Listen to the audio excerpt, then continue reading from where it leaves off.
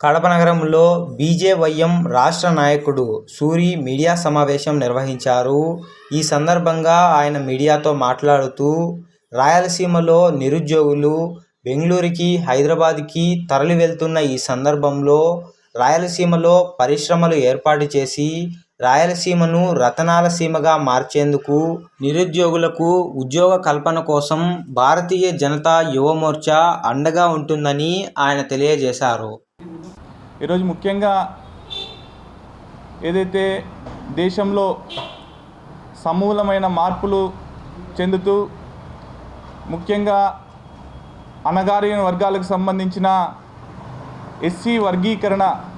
అనేక పోరాటాలు, అనేక సంఘర్షణలకు దారితీసి దాదాపు 30 ఏళ్ల పాటు ఏదైతే దళిత సోదరులు ఫైట్ చేశారో దానికి సంబంధించిన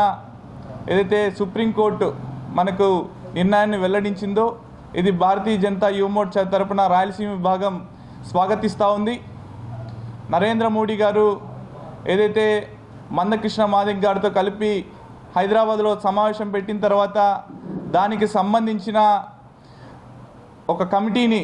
నివేదిక తయారు చేయమని చెప్పేసి ఒక కమిటీని ఏర్పాటు చేసి ఆ కమిటీ ద్వారా సుప్రీంకోర్టుకి దానికి సంబంధించిన నివేదికని అందించిన తర్వాత ఈరోజు సుప్రీంకోర్టు ఆ నిర్ణయాన్ని వెల్లడించిందో దాన్ని భారతీయ జనతా యువ మోర్చా ఆంధ్రప్రదేశ్ శాఖ కూడా స్వాగతిస్తూ ఉంది. ఇది బడుగు బలహీన వర్గాలకు సంబంధించిన, అణగారిక వర్గాలకు సంబంధించిన వారందరికీ కూడా ఇది శుభాకాంక్షలు భారతీయ జనతా యువ మోర్చా నుంచి తెలియజేస్తూ ఉన్నాం. ముఖ్యంగా ఈరోజు విలేకరుల సమావేశం పెట్టడానికి కారణం మా రాష్ట్ర అధ్యక్షులు శ్రీ మిట్టా వంశీ గారు రాయలసీమ జోన్కు సంబంధించిన సమావేశాన్ని ఏర్పాటు చేయమని సూచనల మేరకు ఈరోజు రేపటి రోజున 4వ తేదీ గండికోట గ్రామంలో పెద్ద ఎత్తున రాయలసీమ జిల్లాలో 8 పార్లమెంటులకు సంబంధించిన జిల్లాలకు సంబంధించిన బీజేవైఎం నాయకులందరూ కూడా ఆ సమావేశానికి ఇచ్చేస్తూ ఉన్నారు. ముఖ్యంగా ఈ సమావేశానికి ముఖ్య కారణం భారతీయ జనతా పార్టీ 2014లో అధికారంలోకి వచ్చిన తర్వాత నరేంద్ర మోడీ గారి సారథ్యంలో ఏదైతే ప్రభుత్వంలో ఉన్నటువంటి యువతకు సంబంధించిన